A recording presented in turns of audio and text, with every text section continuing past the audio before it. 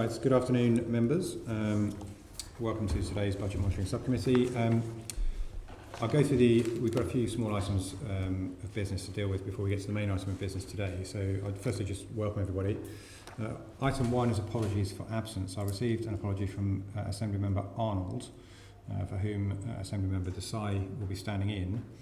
And in addition, in accordance to Standing Order 8.2, I've agreed that Assembly Member Prince and Assembly Member Hall, who have a particular interest in the first item on the agenda, first substantive item, can participate in the meeting. In the event that there is any vote, I'm not expecting one, they would not be able to vote. It would be the members of the subcommittee only who could do. Item 2 is the declarations of interest in the normal way. Are there any additional declarations other than those set out on the agenda that anyone would like to make? Chair, I have to register an interest in. I'm a season ticket holder of West Ham United Football Club. Okay. Same member Prince. I'm a supporter of West Ham United Football Club. I'm a trustee of the West Ham United Foundation. Okay. All noted. Thank you very much. Item 3 is the minutes of the previous meeting held on the 11th of July. Can I sign those as the correct records? Right. Thank you. Item 4, summary list of actions. Can we note the report? Agreed. Thank you. Item 5 is the action taken under delegated authority. Can we note that report? Right, on to the first item of substantive business today, which is the relationship between West Ham United and the London Stadium. I'd like to welcome Baroness Karren Brady, CBE, who is the Vice Chairman of West Ham United. Thank you very much for coming along. Members will be aware there has been various things in the media recently, various exchanges of letters and information, and of course an appearance at the last Budget Committee meeting in September by the LLDC, which is the backdrop to the discussion that we're going to have here this afternoon. So Baroness Brady, I'll ask the sort of opening question, the rolling the ball question, as it were. How would you describe your relationship between you and when I say you, I mean West Ham United and the LLDC? Well, it's been a difficult couple of years since we moved into the stadium, to be honest. The relationship before we moved in was very good. The relationship has recently improved, but the interim 2 years have been very difficult because of a lack of communication, really. It's quite a complex set of stakeholders. You obviously have the GLA and the LLDC. We had London Borough of Newham until they exited, E20, UKA, LS185, various different sponsors, obviously West Ham, the governing bodies, and so on. So it was quite complex, but it was the sporadic communication. There was an attitude of a sort of, we would know something on a need-to-know basis. And because we didn't have anybody to negotiate with or talk to when issues came out around the concession agreement, unfortunately a lot of litigation occurred. And then there was who was in charge. I was told that Nikki Dunn, who was the non-exec chairman at the LLDC, she told me as the non-exec director she had no authority. They put a consultant, Alan Fort, in charge. He wrote to me to say, I'm just a consultant, I've got no authority. Alan Skewis, who's the director of E20, said, I'm not senior enough to have any authority. Peter Hendy didn't want to meet because he'd only recently taken over, which I understand. The mayor, it took 8 letters and some incidents at the Burnley match to get a meeting. So it was difficult to find who was in charge, who to speak to, who to negotiate with, and who was the decision maker. I think it's been greatly improved by Lynn Garner's a recent appointment. She's taken a much more pragmatic, I would say, interest in the stadium and seems to be the one who has the authority to make the decisions. That sounds like it's a step in the right direction. You said that it's improved recently, and the backdrop to this meeting, I'm probably going back around about 6 weeks. There's been some fairly strongly worded letters exchanged on both sides, which have come into the public domain. So when you say recently, how recently do you mean? I mean, really in the last few days. Right. I mean, obviously we had the expert determination, we brought 4 cases and we won all of those 4 expert determination judgments. I think that was a catalyst for trying to improve the relationship. We obviously had the issues over the track cover and various other discussions around the concession agreement. And we have recently come to an agreement about that track cover and some other peripheral issues that I hope will make the relationship better going forward. Okay. When the Moore Stevens report was published, which was around about this time last year, I think, The Mayor said that he was going to take personal charge of the situation. You referenced the fact that you wrote to him 8 times before he met you, and that was after the crowd disturbance at the Burnley match.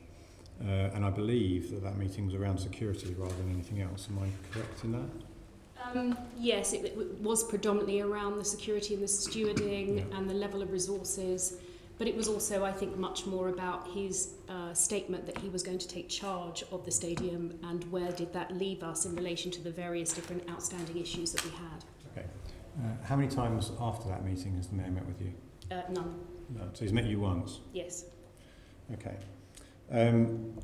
You mentioned the arrival of Lynn Garner as the Chief Executive as being a positive influence, particularly in recent days, and that things are improving as a result. What more do you think that the LLDC should do to improve the relationship? I think it's about, well, I think one of the things that's really particularly concerned me was the sort of misinformation that comes not only in front of this committee but is out in the public domain about this elephant in the room, about our rent, the way that West Ham is portrayed as being a burden on the taxpayer, and not making the contributions that we make to the stadium, because without West Ham there really wouldn't be a stadium. And in relation to all of the legacy commitments that have made about the stadium, West Ham is fulfilling that, as well as the jobs that we have created. So I think it's really about understanding that West Ham is part of the solution for the stadium as opposed to the problem of the stadium. That's where there really does need to be a shift. In the interest of balance, do you consider that there's more that you could do to help the relationship improve? Well, we have tried on a number of occasions to build bridges and to help the LLDC E20 with some of their issues. For example, there is nobody at E20, including the consultant that they employ, that has any experience whatsoever in running a stadium, running a facility, or understanding about the operation of a football club. We have all of that knowledge over 25 years, as well as my very talented staff, and we have offered both to the Mayor and to the individuals the opportunity to use our staff to help to manage the costs of this stadium, and I think we would do an excellent job in doing that, as well as putting a commercial strategic vision for the stadium which would generate the money. Those offers have so far been refused. Can I just come in? You wrote to the Chair of the Assembly and the point you said that around partnership working, is that really the type of partnership working you want to work towards? Is that your vision about making things that West Ham is contributing to the wider issues of the stadium, not just on match day, but it's a key relationship there? I'm just trying to look for the words that you said. So you wrote to the Chair of the Assembly last month, you made the point about getting the partnership you envisage and expected. But really, what does that partnership really look like? Where are we going with this? What's ideal for you? Well, I think ideal for us is to have more match day control over our events. I think it's also very important to understand that the Premier League generates £1.5 billion of commercial revenue in sponsorship every year. The amount of expertise that we could give to E20 to realise the potential in the naming rights, for example, which is a big part of missing revenue for them, has been disregarded. There are other things that we could do. If you look at the way that the West Ham supporters come to the stadium, they come in a lot shorter time than they used to Upton Park, and obviously having our supporters there earlier generates more revenue for E20 in terms of catering and beer sales and all of those other things that come to it. We've come up with a series of proposals of how we could do that with fans parks and using our community processes like that to generate more income, and again that's been refused. Surely you were vindicated on the independent review that said West Ham need to be involved in the naming rights of the stadium to get the best deal, and in our question to the LLDC they did, but there's a lot more to go through before you get to the naming rights. Your desire is to increase that pace to get to those real issues of where you can make that contribution. Well, I'll put it more simply than that. They should give it to us and let us sell it. Because in reality, your naming rights partner is only interested in the 4 billion eyeballs that come along with us playing in the stadium in the Premier League. They're not interested in other events that are there, particularly the UKA, because that's a clean event and not many opportunities for pop concerts and things like that. So in reality, all of the successful naming right partnerships have been sold by the football club. So we, for example, we held back on selling our shirt sponsorship for 2 years to work to incorporate the naming rights in that package. But that never happened, and we've never been invited to be involved. And when you say disregard it, it's this moment in time, we don't know about the future because they're going to be part of the conversation that you may have as you arrive at that, or do you think it will never happen in the future? What, the naming rights? Yeah. Well, I have to say I agree with Assembly Member Susan Hall, who I heard at last committee meeting saying what a terrible waste of opportunity. And it was the first time I had heard that actually the looking for the naming rights partner had been suspended. That was when I heard here from the Scrutiny Committee they've never had that conversation with us. I mean, I think you have to understand the way that West Ham generates income from the stadium. There's really 3 ways.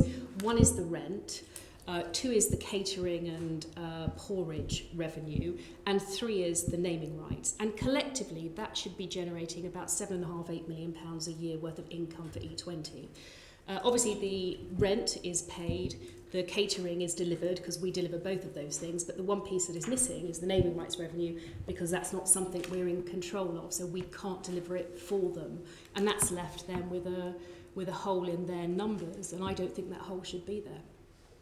You mentioned earlier on that various offers have been made by West Ham to the LLDC to help make the stadium more profitable, and they've all been refused. Have they been refused or have they been ignored? I think they've probably been refused. I think there was a very difficult period over the past 2 years where rather than have a win-win, I think the attitude was they prefer to have a lose-lose. And I think there was quite a lot of animosity towards West Ham, which was unfortunate and not of our doing. We tried very hard to build bridges, but as I say, in recent days, we seem to have reached a better place. Are there written records of that? My reason for asking is because I think it's something we would want to ask the LLDC if West Ham are offering solutions and they are refusing them. We would want to firstly read their correspondence, but then ask them directly why they are refusing. I can dig that out, that would be enough. Okay. I mean, what we'll do at the end of the meeting in the normal way, when I write to thank you for your attendance, we'll perhaps pick that up there and you can send that to us afterwards. Assemblyman Deval? Just going back to the change in leadership now, I noticed in terms of the exchanges where you're both sides are robustly defending their position, there's a bit of coming together about some of the cost, albeit there's still a gap between understanding and information. And one of the issues around this committee, as well as others, we've asked to seek clarity about those costs around that. Do you see that as coming together, or is that some romantic notion I've got in my head that somehow common sense breaks out, you all come together, and in your words, I found the words, find a way through the issues and enjoy the partnerships that we envisage. That's what you wrote to the chair of the Assembly on, which I think is, or has also been told to the Assembly by the other side in those issues. So do you think things are moving in a business-like fashion, and is there a coming together and understanding of some of the problems on both sides? The problems you face as a football club on match day, as well as the problems that the stadium operators find themselves with a contract that they can't quite feel comfortable with. Well, I think the biggest issue is this constant portrayal that West Ham's rent is too low. And I don't understand the basis for describing the rent as too low. I mean, if the costs are overly high, it doesn't follow that the rent is low. I have seen various different numbers that Jerry Murphy has produced. I think this is now her 3rd attempt. The first time she sat in front of this committee, she said the loss per match was 250,000. Then it came down to 84,000. On the figures she gave to me last night, it's 43,000. I still don't think those numbers are right, I have to say. And I've asked to sit down with Lynn Garner to go through those numbers. But if you actually really think about the costs, at Upton Park, the match day cost for us was £51,000. That includes all the stewarding, all the police, all the security, all the turnstile operators, the cleaning, the electricity, and so on. So even if you doubled that cost, so we went from 36 to 60,000, which you probably wouldn't need to double, but even if you doubled it, it's still overly high. And my really big concern is I've heard no one from E20 say that they have some control over the costs, that they have investigated the costs and they've come to the conclusion of what those costs are. I mean, I had this email from Jerry last night, and if you look at the figures, they take their costs, which I've never seen a breakdown of those costs, but I do consider them incredibly high. But then you take the total stadium overheads. The biggest number in there is the operator fixed costs, which excludes the match day costs, and that number's 6 million. It's a colossal amount of money, and I don't understand it. It may be that it's because I don't understand it that I don't recognise the number. But then you add on to that the seat move, which is anything between 4 and 12 million. You can see why this operation is under pressure. And it's certainly not because of West Ham's rent being low. It's because the costs are too high. Prince. Thank you. I wasn't sure whether you had these numbers. Clearly you have got them. And like yourself, I've just done a fag packet calculation on the losses per match, and it is around 30-something thousand.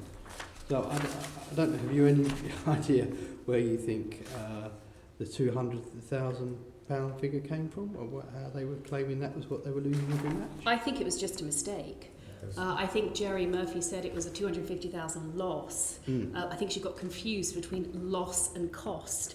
I don't think then she had allocated all the various different revenue streams that West Ham flow through to the stadium. And in fact, when you look at the revenues that we generate and the rent that we pay, there should be a surplus. And if you added into this number the naming rights, if they'd actually got one, there should be a significant surplus. It's obviously outside of our control, the contracts that they have with their operator. It's outside our control, the costs of moving the seats. I do know that when we signed the concession agreement, that cost should have been £300,000 and it should have taken 7 days. It now costs, looking at their figures, anything between 4 million and 12 million and takes significantly more than 7 days. And that obviously has nothing to do with West Ham. I mean, we contributed £15 million towards that. So we are at a loss to understand why it doesn't work as much as anybody else. But I've never heard anybody explain why it doesn't work and why it costs so much.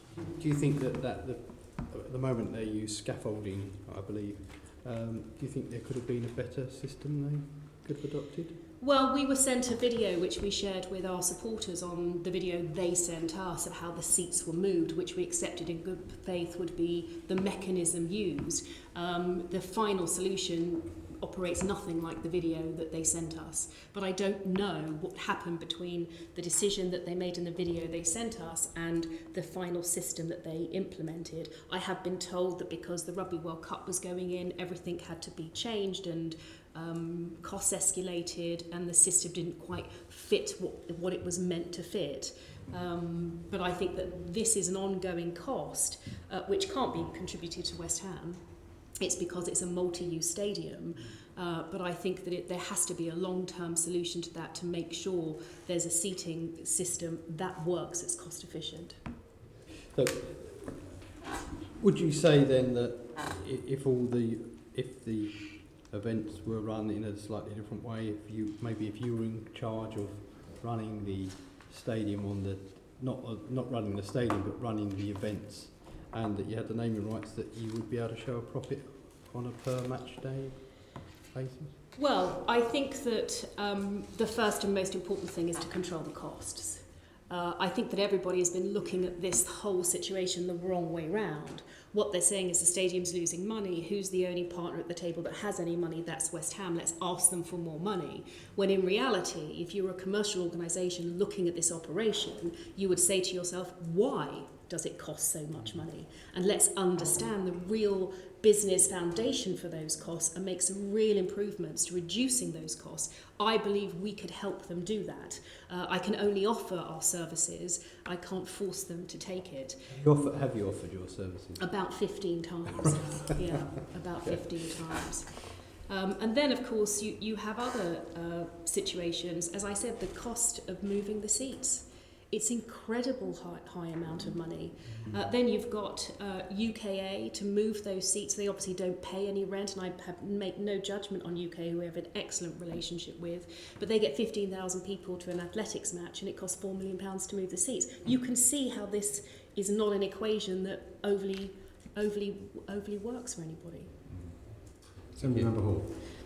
Do you not think that people in the position as they are, Lynn and the financial director, should not be making a mistake at 250,000? Do you not think that somebody... To clarify, Member Hall, I know the train of thought you've got. Okay. Jo Murphy's not the finance director. She was No, the who was interim sitting chief next to her?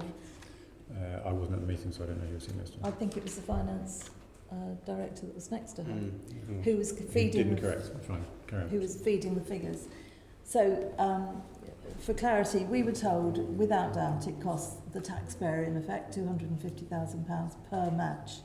And that's what we were told. If you think that's a mistake, and I'm thrilled to hear that it should be a mistake, it's an extraordinarily large mistake to make. And I would have thought that somebody at the top of an organisation like this should be able to think, hang on, that figure cannot be right. Do you think it's acceptable at all to come up with a mistake that is as large as this?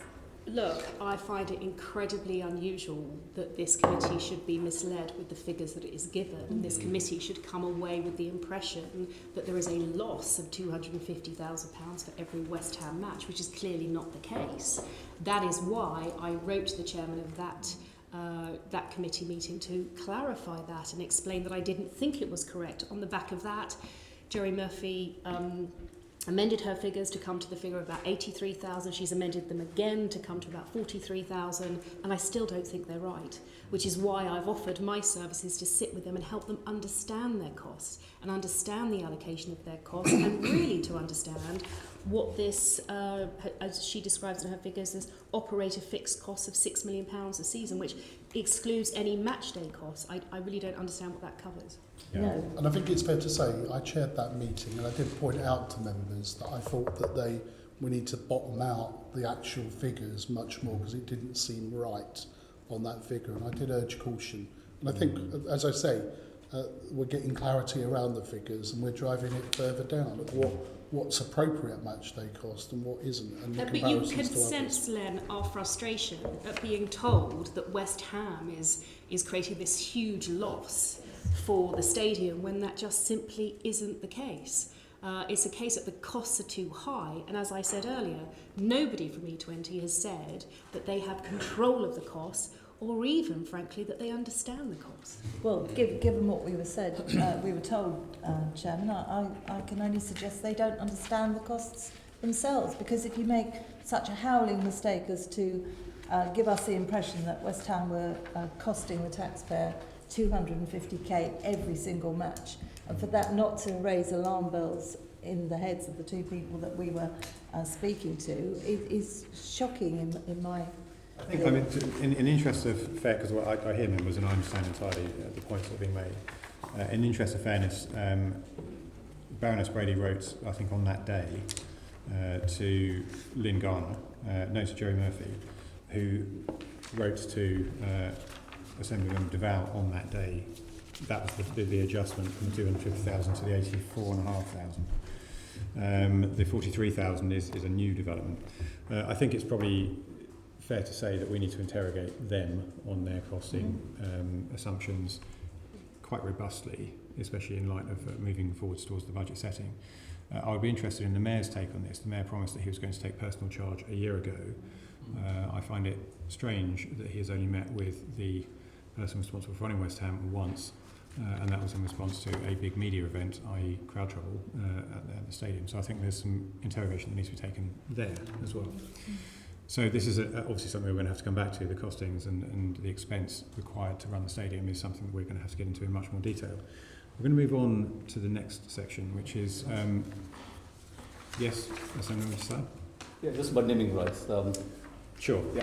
I put this question to LLDC on 3 occasions last year about how where they were in terms of securing naming rights. Because I found it quite surprising that iconic venue like the Olympic Stadium, they should have difficulty securing naming rights. On each occasion, I was told that they were very confident, but nothing's materialized. Now, you said you offered your services to LLDC 15 times about various things, and presumably there's an issue of naming rights with them as well.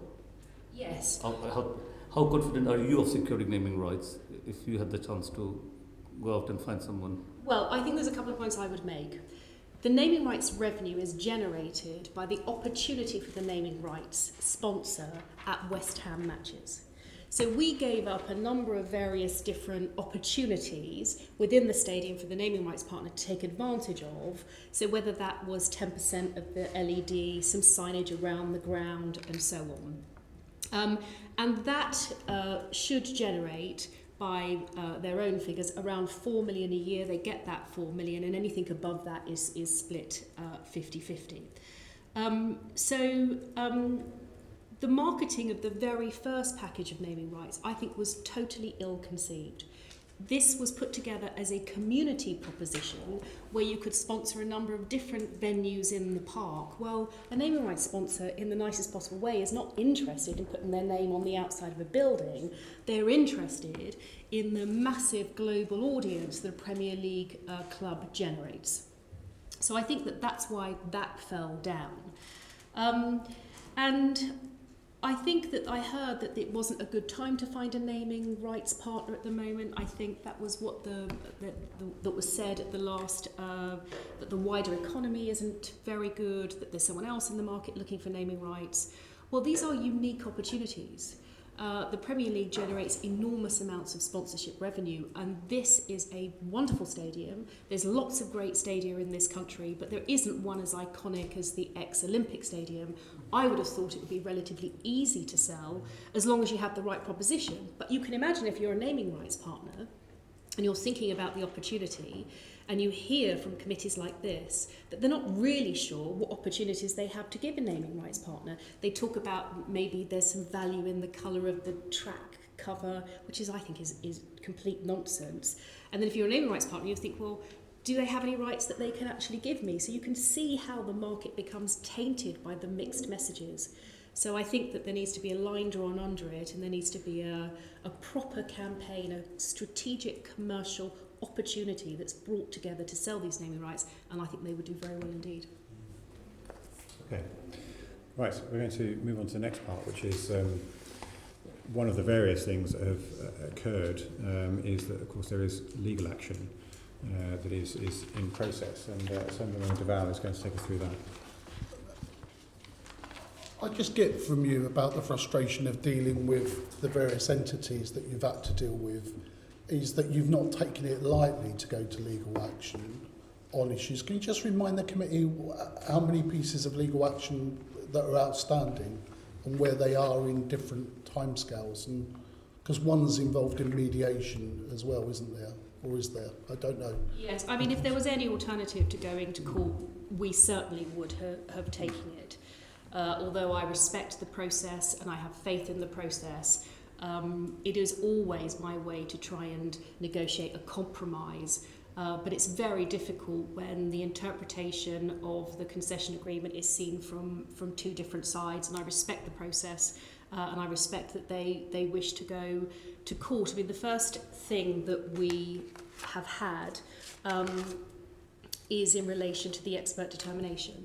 So the expert determination, we brought that claim that surrounded 4 things at the stadium. And don't forget all of the time that we are not trying to be awkward. We are not trying to get something we're not entitled to.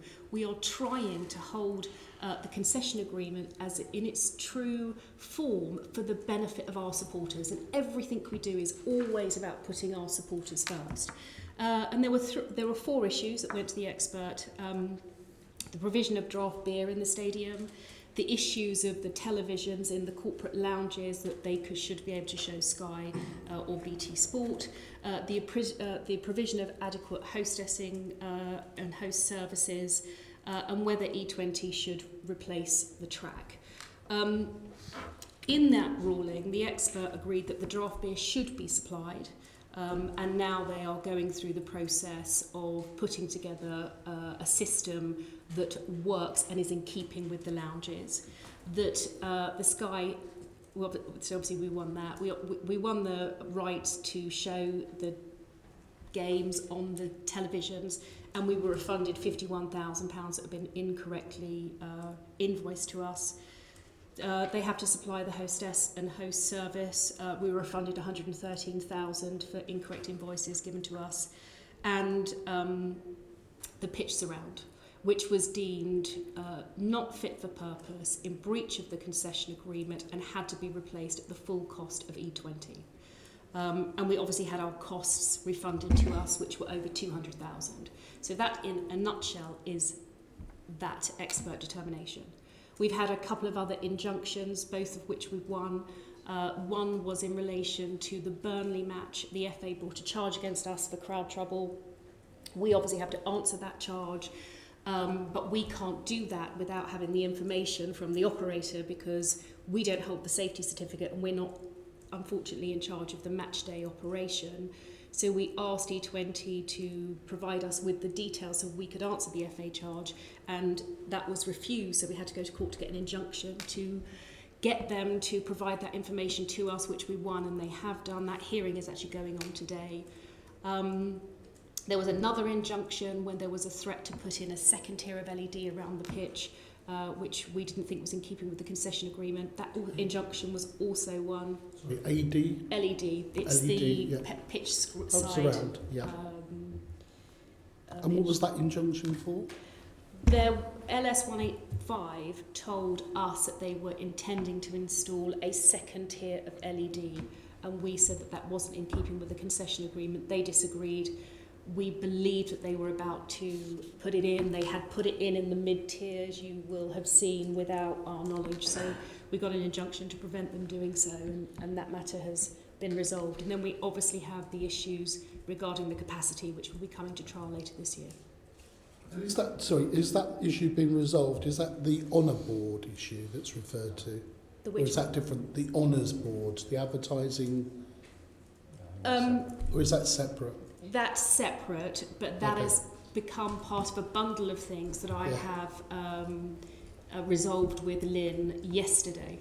Oh, so there's been some movement then on some of the smaller items. The pitch cover has been resolved. Yeah. The mid-tier honours has been resolved. We are going to be naming the East Stand after one of our famous former players. We'd asked permission for that had been refused. That now has been agreed. Oh, yeah, is it? Pardon, no, it's certainly not. No, it's someone that I think we'll have great respect and admiration for. That we want to put a statue on the plinth by the championship place, and various other smaller things. Yeah, I've got some progress that could point to a different type of relationship. Fine, that's fine. So that's resolved. So there's no other the capacity issue. Yes, so I think capacity. it was important that the pitch. The pitch cover was resolved. I mean the pitch surround. Yes. The expert had said that the cover that is there at the moment was not fit for purpose, was unsafe, and breached the concession agreement and should not be relayed. But it has been relayed for this year, despite that determination. We were told that it was going to be put in blue. We said that that would breach the concession agreement, because the concession agreement states that the stadium has to have the look and feel of the home of West Ham at all times. This particular blue has no relation with West Ham. We offered to pay for it, even though the judgment was that they had to pay for it, and it's a significant amount of money. But we have now come to what I'm pleased to say is a good compromise that I think our supporters will be happy, because this is all about making this stadium look and feel like the home of West Ham, so our supporters are comfortable. So I think that those things should really improve the aesthetics of the stadium. What's the compromise? Because obviously, my understanding, you were holding it for Claret, and they were saying no because it could be part of a concession agreement, and that argument's been well trailed. What's the compromise? The compromise is predominantly claret. So it will be claret, it will have West Ham United, it will have the crossed hammers, and it will have a small border around the edge of blue. Of blue? Yes. Will that be the West Ham blue or navy blue? It's the dark London Stadium blue. Okay. Tottenham blue. Okay, sorry, I've interrupted you. You talk about so I think we get to understand your frustrations and your position, and you shouldn't be blamed for what we think around the table was a poor contract. Not saying that we should charge you over the top, but it wasn't a good contract, it seems, because of some of the judgments. So do you understand why the LLDC and others, whatever their motivation are, about why people easily misrepresent what you would say the West Ham position is about the cost that you pay and contribute towards a London stadium? Let me be clear. I've had to deal with it as a fan from other fans, do you know what I mean? But let me be clear. The concession agreement is not a bad contract. Oh, right. Well, it's not from your point of view, is it? No. It shouldn't be from their point of view. Oh, right. The rent is not too low. The costs are too high, and we have to keep coming back to that. We talked about the specs that they put into providing the services. But yeah, having said that, you know, and comparisons made, so Spurs going into Wembley, even for a short period of time, comparison to what's in the public domain to what you pay, how can you justify that? Well, that's a short-term rental. I mean, right. we've got a 99... You pay more if it's a short-term rental. Well, I would have thought so. I mean, but just, and that's 90,000 capacity. So I think we have to understand that it is a completely different proposition. But I think you have to understand that in 2013, when this agreement was signed, we signed the agreement that was put in front of us, with the terms that were put to us. The amount of rent that we pay should cover the match day costs. The amount of income that we generate should deliver a significant surplus to the stadium. Unfortunately, I cannot control the costs, and I cannot control the way in which they generate the commercial income, so I absolutely refuse to accept any criticism that our rent is too low, because that is just simply not the case. And do you think that you are, in that rent, picking up all the legitimate costs that you would have picked up on the match day if we were at Upton Park? At Upton Park, the match day cost was £51,000 a game. Yeah. If you think about the fact that we are the amount of money we are generating... Let's take away from the figures. Let's go about some of the actions then. Inside the ground, not your fault, I make it very clear, it's not West Ham's fault, this contract. Matchday stewarding, is that what you believe is part of the rent you pay for and providing that? Well, the contract says yes. But is that, from an external point of view, so someone who's not close to the club, someone who's semi-detached, looking in at the deal, wouldn't they rightly think, hold on, that's a cost that the club should have picked up? But we but are it's not paying, your fault, but Len, so you are. But Len, we are paying that cost. Yeah. We pay that cost through the way in which we deliver income. We deliver income through rent, through catering revenue, and through the sponsorship and other commercial revenue that we generate for E20 or we pay E20 for. All of that money should more than pay for the match day costs. The problem that you have is the match day costs are too high. And rather than thinking the rent is too low, you should be addressing the fact that the costs are too high. So like we've asked LLDC to clarify their figures, has West Ham United done those figures of what they think they're contributing towards those additional income for the stadium on match days? So whether it's the attendance of people like me drinking your beer, stadium beer, or catering, what's the additional? Have you done that figures to justify that response of it's not just the rent we're paying, but we're also contributing X, Y, Z? Well, even ballpark figures, estimation or whatever, have you grounded that down to substantiate that?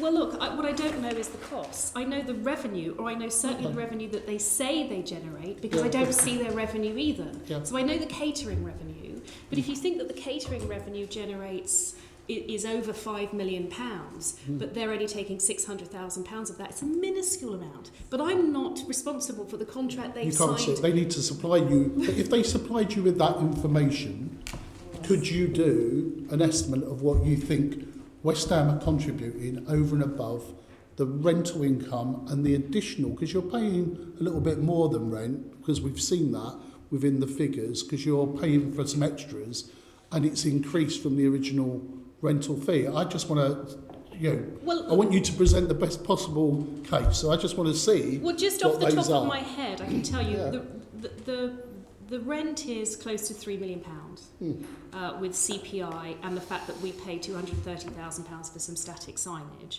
The LED, their 10% on our match days generates £288,000 for them. I know that Heineken pay a minimum of £150,000 to them.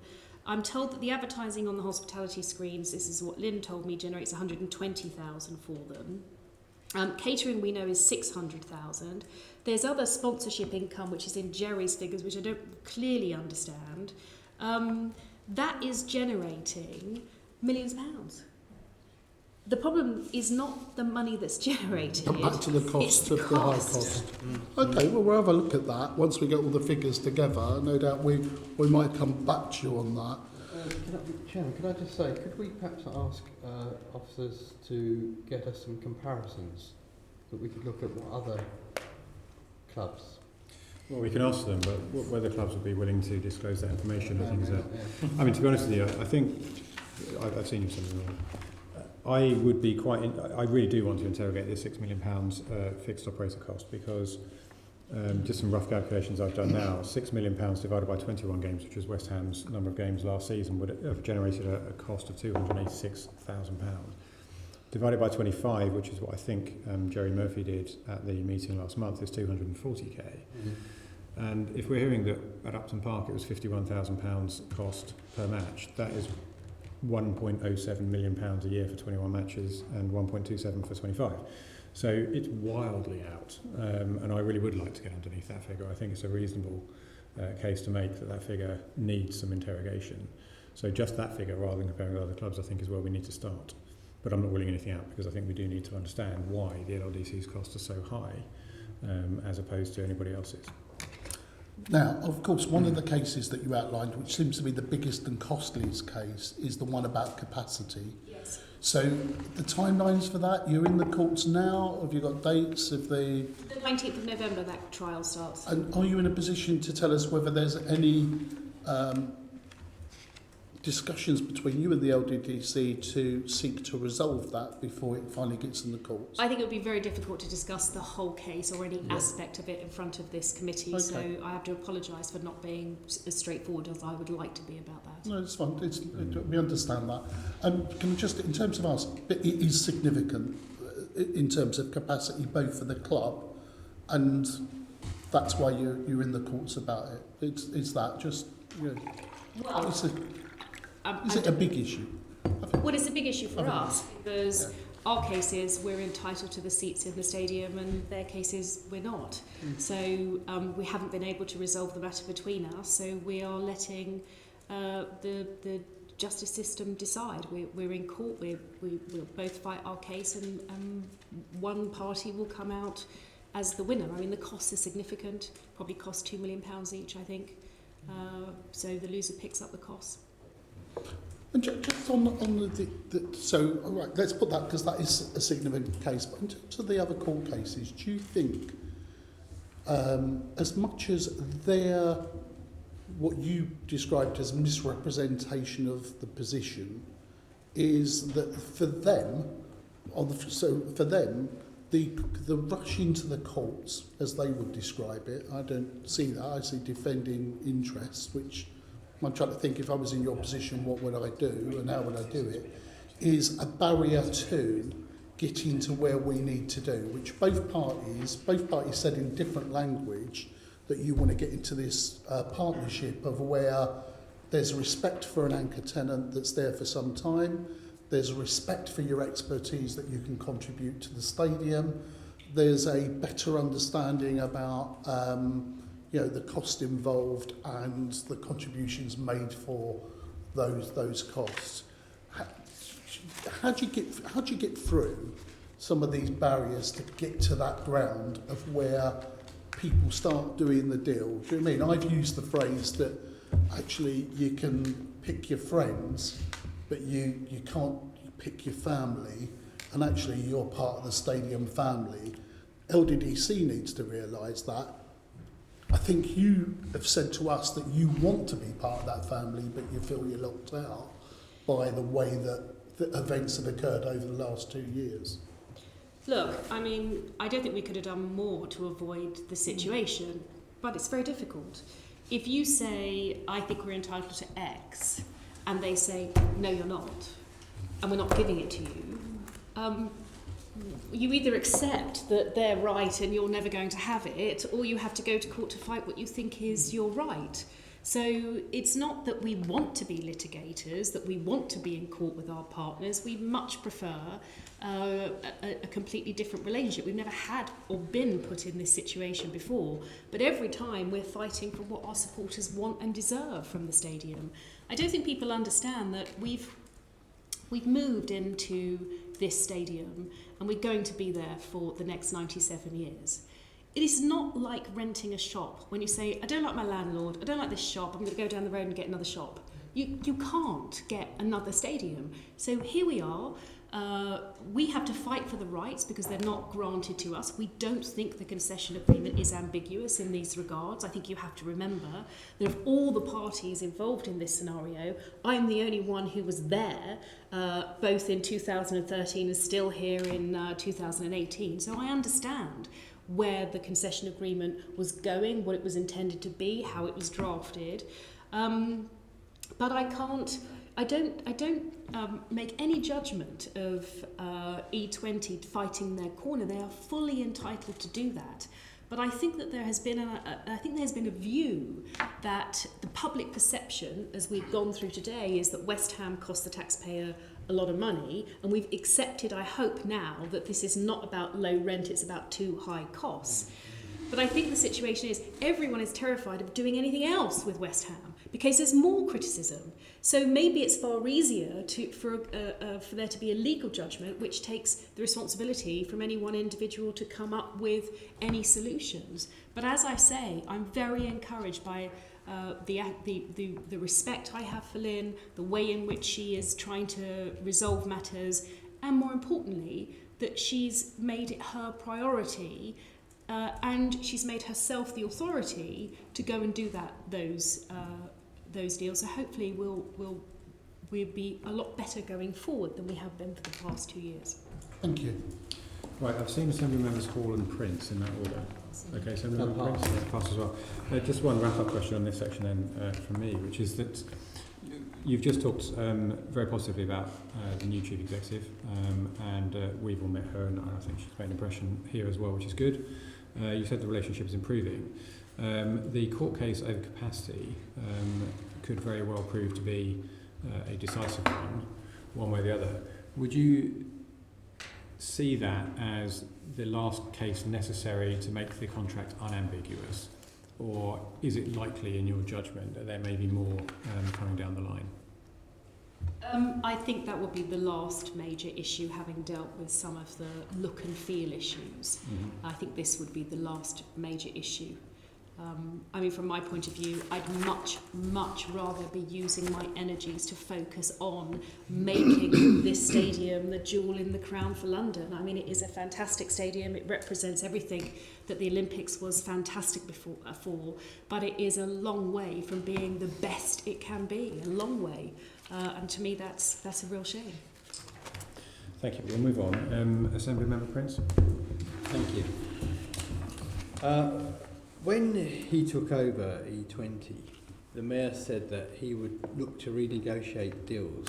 Have you had any conversations with the Mayor about renegotiating any deals at all? Not from my recollection.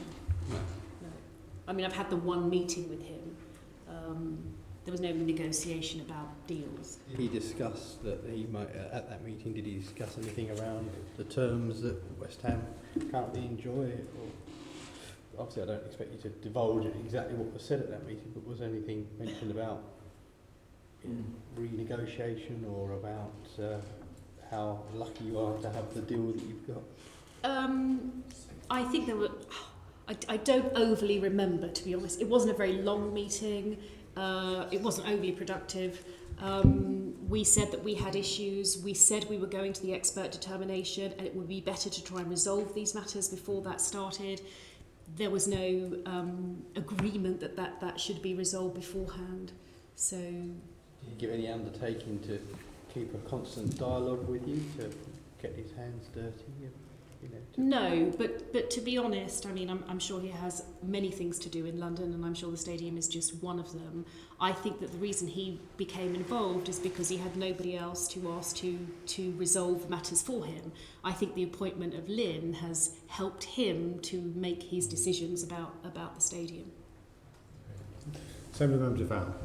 Can I just ask about on these issues? So, one of the factors that we learned earlier on, that who's in control of what, I think is something that's been mirrored here. So we heard from the LLDC that the safety certificate stroke safety spec for the stadium, I talked about my experiences on match day that was unlike any other football match day experience, in the sense of people cleaning up after me, even though I hadn't dropped anything down, was lied with E20. Where do you think the stewarding, level of stewarding and the safety certificate should lie? Should it lie with E20? Should it lie with the LLDC? Have you got a view on this issue? Well, I'll tell you how it happens at the moment. We have a contract with E20. Yep. We pay E20 the costs of running the matchday operation. They outsource that to LS185. We have no sight of the agreement between E20 and LS185. We have no contract with LS185. So it's a triangle at the moment. As the operator, LS185 holds the safety certificate. So they are responsible for the stewarding, the police, the match day operation to their spec. We obviously sit as an observer in the SAG, and we make our contributions as we see fit. We've offered practical solutions. You will know that when the stadium first opened, there were lots of issues about the SEG line and the lack of training and empathy, for want of a better word, of the stewards. We got involved in all of that and helped resolve all of those issues. We obviously wanted the West Ham stewards to come into the stadium. We campaigned very hard for that. We offered the free training for the NVQ. Lots of them didn't take it up for various different reasons, which meant we had sort of new stewards that didn't really understand much about West Ham or much about football. We tried to change a lot of that communication, meeting the stewards, helping with the match day briefing. Those issues are predominantly resolved, I would say. From our point of view, there is nothing like having control of your own destiny and controlling your own matches. So in an ideal world, you wouldn't have this third party between you and the landlord. You would have direct responsibility for your own matchday operation. Okay, that's clear. Thank you. Okay, Senator Hall. Okay, thank you. Do you think that the stadium is being run properly? I think the London Stadium craves direction. I think that it should be, as I said, the jewel in the crown for London. It should be hosting events 365 days a year. It really should have the commercial expertise it deserves. It should have the financial controls it so readily needs. It does need investment. And I don't think it's anywhere near as realising its full potential. And that, for me, is incredibly frustrating. I think that we could help such a lot in all of those regards, but unfortunately our help has not been required or not been sought at this time. So would you like to, or would West Ham like to be running the stadium? Well, we'd certainly like to have more control over our own match days, because I think that's important, because nobody knows how to run the match day more than we do, to be honest. I think that you have to remember that when we first wanted to move into the stadium, we offered to buy it. We offered to buy it, which meant we would have run it, which meant we would have been responsible for all of the costs, and that was rejected. So we are where we are. We had no choice but to have the model that has been put in front of us. Of course, we'd like to be more responsible, but we weren't responsible for the transformation costs. We're not responsible for the agreement with UKA. We're not responsible for the agreement with the operator. So ultimately, that is quite difficult. So would West Ham be prepared to buy the stadium at this point in time? Well, I think that's certainly something we would look at, but we would have to be really clear about how UKA, the seat move, the long-term maintenance costs, the operator. I think if we look, to be blunt, the reason we fixed our rent to fix as a contribution to the operating costs is because we did not want to find ourselves in the same position as E20 now find themselves in. We didn't want to pick up costs of an operator we had no control over. So we made an estimate based on 51,000 being the cost of Upton Park, what it should cost to run this stadium, and we fixed it at that. And I have to say that at that time when we produced those figures, they were gone over by various lawyers and all of the top accountants, and they were deemed to be correct. Unfortunately, they are now not correct. And I don't know whether that's because of mismanagement. I don't know whether that's because there's no financial controls. I don't know whether because the costs are the costs which have escalated for reasons that I am unaware of. So we are where we are, but if I put myself in E20's place and I have to pick up the contracts that they have signed, which don't seem to be very commercially geared in my mind with the operator, with the seat moves, with UKA, with other users, then I think that would be a very difficult situation for anyone to take over. It may be difficult, but the commerciality of decisions being made now seem to be wanting. I mean, you've obviously watched our previous meeting to know some of the comments that you've made. I mean, they made it absolutely clear that they were not going to be looking into naming rights for quite some time. That's millions of pounds. I mean, I totally respect your position. You are looking after your supporters. We are looking after taxpayers' money, which is why we were so horrified by what we were being told last time. I mean, the commerciality, even in the catering, etc., clearly that doesn't look right, does it? Look, what I have offered to them, and I'll offer it again, and I'll offer it to this committee, is I can help them manage the costs without making any sacrifice to match day safety. I can help them generate more money. I can help them find a naming rights partner. I can help them with a commercial strategy that will resolve some of the issues. But I can only offer my help. I can't insist that they use our expertise. I mean, we've been running successful football stadiums for 25 years. So we know this business inside out. So given that again, I mean, you said earlier that West Ham could be part of the solution, but if West Ham could be wholly the solution, have you discussed with your board the offering to buy the whole stadium? No, we haven't discussed it. I think if it was to become a dedicated football stadium with pop concerts and maybe the occasional rugby match, that could be a really seriously good proposition. And that might be something we're interested in. It's the problem for this stadium is the cost of the seat moves for athletics. That is what drains this proposition of all its revenue. But do you think they're realistic costings, though? Well, I don't recognise the colossal amounts of money, but I have no insight. I've not been able to see the books. I've asked on numerous occasions to actually look at the figures with the sole aim of helping them, because their problems want to become my problems. And I want to help them with their problems so I can get on with helping them with the vision for the stadium going forward. I think some of the issues, though, Chairman, is the fact that we're not given the proper figures anyway. I mean, and when the figures are so completely wrong, I mean, it certainly doesn't give me any confidence in the fact that any of the finances are being run correctly, not from West Ham, but certainly from everybody else we've spoken I think in defence, I mean, having looked at the transcripts of the meeting, obviously I wasn't there at the time, the figure that was given was the cost, not the net cost, I think. And if you divide 6 million by 21, that gives you roughly the £240,000 cost that I alluded to earlier on. So it was terminology rather than figures, I think, that were inaccurate at the last meeting. Well, I think it was described as a loss. Yes, a loss. Yes, Indeed. not a cost, a loss. Thank you. It was described as a loss. Which is completely wrong to a cost. Yeah, thank you. And I think the key thing really that we are next going to have to look into is why it is £6 million as the fixed operating cost, because if we hear from West Ham that their cost was £51,000 a match, the £2.5 million that they are paying in rent now is more than double what they were paying to play at Upton Park in terms of their fixed costs. Why it's £6 million, that's an astonishing amount of money. So we do need to get underneath that. There could be reasons, but we need to give the LLDC the opportunity to give them to us. Can I just Can I just interject there? Certainly. I think that figure, looking from Jerry Murphy's spreadsheet, that £6 million fixed cost excludes the match day cost. So it's an even bigger number to try and explain. Well, okay, you've given us our next investigation, I think, which... Yeah. Can I just ask, why do you think things have changed so drastically in the last 4 days, I think you said?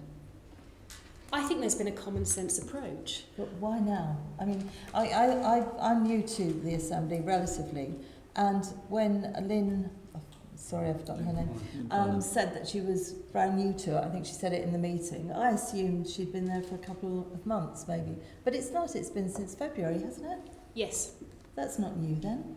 No, but I think the realisation that we are part of their solution, not part of their problem, I think that really has hit home.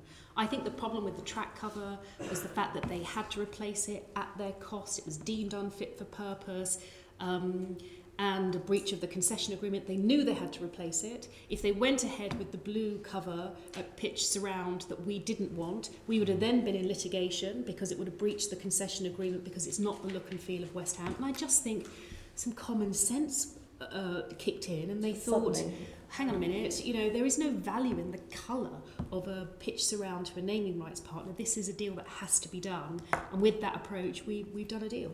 Okay, well let's hope that whatever happened 4 days ago continues. Thank you.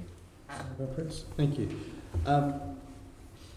When LS185 bid for the concession, I believe they actually promised to deliver a surplus as a result of running the concession, which clearly they haven't done. You say you've got 25 years experience. You have, of course, you not only ran the bowling ground, you also ran the ground at Birmingham. Yeah. Did you make a surplus at Birmingham when you ran that? Did I make a what, sorry? Surplus at Birmingham on match days. Oh, I don't. When you say surplus, what do you mean? Well, it costs X amount of money to put on a football match for the day, and you would then get sponsorship money in. And well, I think in our last year we were there, we made a £28 million profit. yeah. Last year at West Ham we made a £45 million profit. So I'd say we're pretty good at managing our business. I think we could call that a surplus. Yes. Yeah. Surplus being right. So in relation to that, then, what I don't understand, and I don't really expect you to answer the question per se, but I don't understand why we have this organisation who promised to deliver a surplus. You've demonstrated in 2 different grounds that delivering a surplus is possible. They've got something like a 25-year lease. I think they're 2 years into it.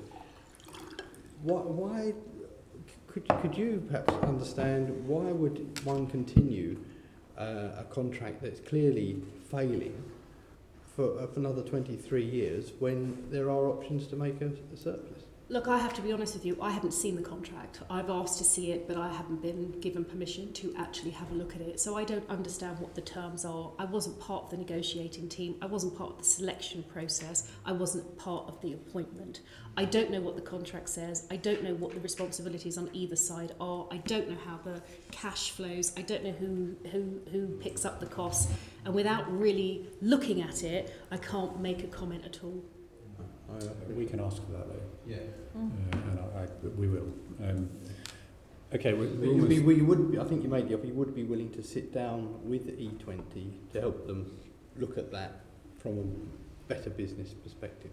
Of course, and I think it's incredible that they won't take up that offer.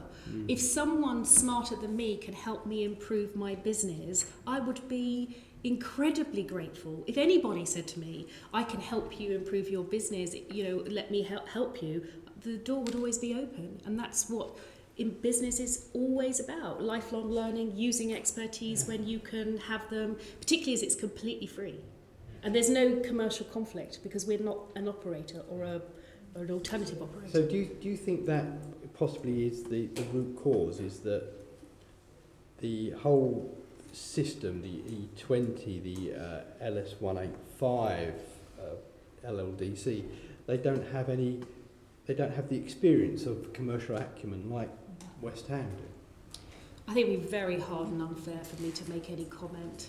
I think that's a judgment this committee has to make. Thank you. Nice try though. Well, we're almost at an end. Is there anything you want to say in closing? I mean, we'd be interested, I think, in what your thoughts are about what the priorities would be for the stadium for the next, say, year to 3 years. But anything else you'd like to add in closing? I think the one thing that I would say is that when we decided to move here in 2013, it represented a unique opportunity for us to grow our fan base, to grow our profile, to grow our brand values and encourage more of the great footballers that we're seeing on the pitch. We obviously spent £100 million on players in the summer. We have a fantastic new manager. But there were other reasons that related to us moving, and a lot of that was to do with the legacy in the community. And I think a lot of people don't really understand what West Ham's contribution is into the local area. I mean, we've invested 12.8 million in Newham and the surrounding Olympic boroughs, and we've created over 2,000 jobs. We've also given 390 young people this sort of employment pathway. We've got 1,300 young people participating in our Kick It Out programme. We are the only people in the area that are delivering the athletics coaching in terms of the legacy. 2,000 people accessed that programme last year. I think one of the biggest things that we made a decision to do was to have affordable Premier League football. We've got 10,000 kids paying £99 a season in London in this fantastic stadium and 8,000 adults paying £289. I mean, that's an incredible contribution to getting more people from various different backgrounds involved in football, creating this great family club. We've got 253 wheelchair spaces, and that's the highest ratio in the Premier League. And we have this fantastic Disabled Supporter Advisory Board that really help us continually to improve that. We've obviously been awarded the equality standard by the Premier League, and 1.5 million visitors coming to the park is having a real economic impact in the local area. So yes, we have the stadium, yes, we are very proud to be there, but we're also delivering all of these wonderful opportunities for local people, all of this legacy, all of this jobs, all of this regeneration, and I don't think that should be overlooked. Okay. Can I thank you very much indeed for attending and for your answers. Members, can we note the reports and the content of the discussion? Great. We do have other business on the agenda today, but I'm going to adjourn the meeting for 5 minutes while we reorder the room. I think some people will be leaving as well, so we'll just pause here. Thank you.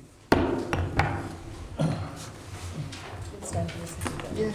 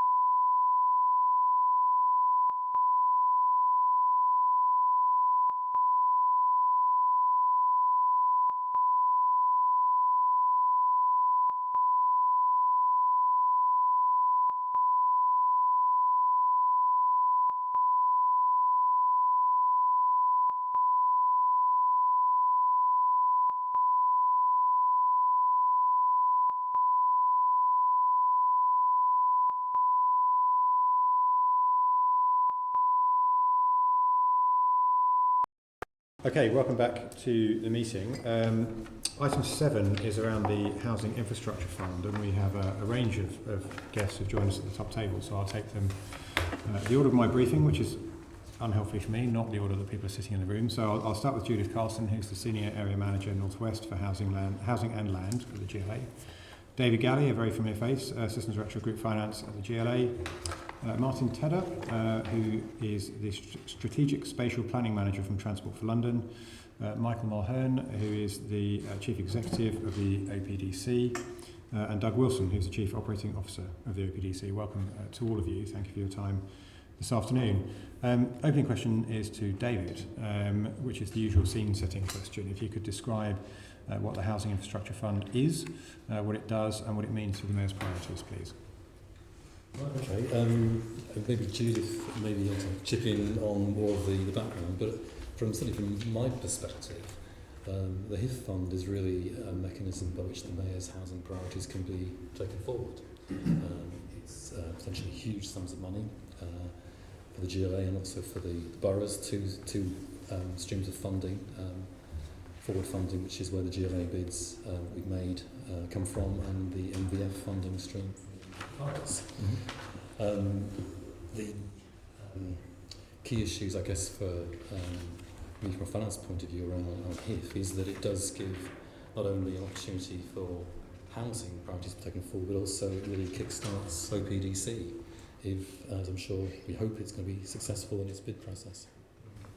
Judith, would you like to add anything? I mean, I can tell you something about around the detail of the programme. So the programme was originally announced in the autumn 2016 autumn budget statement, and the funding prospectus was published in the summer of 2017. Originally, it was a £2.3 billion fund, and it was intended for delivery to March 2021. But in the November budget in 2017, that was an extension was announced, which included a further 0.9 billion for March 21, and then the original programme deadline, and additional to that, so the extension amount was 2.25 billion for 2021 to 23. So the total fund that we now have available nationally is 5.48 billion. And our understanding is that the extension funding will be formally confirmed through the CSR process in 2019, but we have had it confirmed that that funding will be made available to fully funding bids to support delivery up to 2023. Okay, and what bids has the GLA submitted so far? So the forward funding element is the element that the GLA is eligible to bid for. So it's only higher tier authorities that can bid for forward funding. So the GLA has been leading on the bidding process for forward funding in London. It's intended to support larger strategic schemes. So it's schemes valued up to a kind of soft ceiling of £250 million. If there's an exceptional business case, meaning a very good benefit-cost ratio, good value for public money, then additional funding might be provided. The GLA submitted 2 business cases for forward funding to MHCRG in September, and those bids were Old Oak, delivering London's largest opportunity area, and DLR Accelerated Growth Programme. So obviously there are colleagues here to speak to both of those as appropriate today. As far as the marginal viability funding is concerned, that's a kind of different scale of investment, and it's targeted towards boroughs. Eligibility is restricted to boroughs, therefore the GLA didn't submit any MVF schemes. What we did do is we provided a letter of support for borough schemes where we believed that they met with the HIF programme objectives and where they were aligned with the Mayor's priorities. How many of those schemes did you write in support of? I think there were between 35 and 40 schemes, and we were mostly supportive of those schemes. And 12 of those schemes were confirmed as being successful, subject to further due diligence in February, and they are currently undergoing the due diligence process.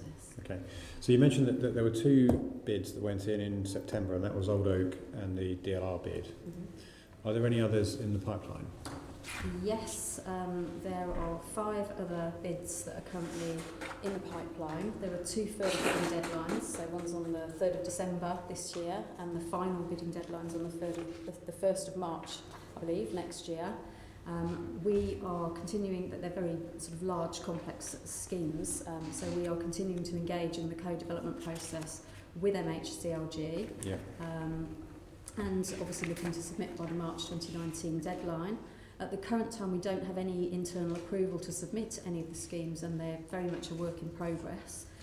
So there's no certainty about which schemes we will finally be submitting or when. We'll be taking a steer from MHCLG on that through the co-development process.